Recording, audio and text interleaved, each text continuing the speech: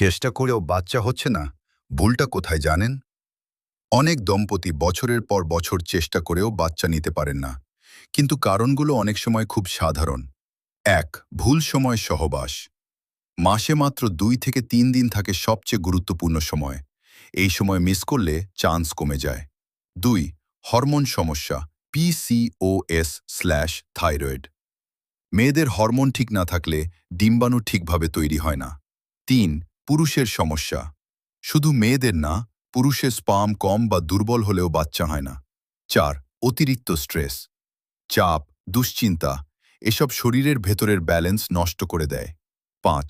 Lifestyle সমস্যা, ধূমপান, কম ঘুম, অস্বাস্থ্যকর খাবার সবই প্রভাব ফেলে। অনেকেই ভাবে এটা শুধু ভাগ্য, কিন্তু আসলে সঠিক কারণ জানলেই সমাধান সম্ভব। এই তথ্যটা সবার জানা দরকার। শেয়ার করুন। আর এমন আরও ভিডিও পেতে ফলো দিন।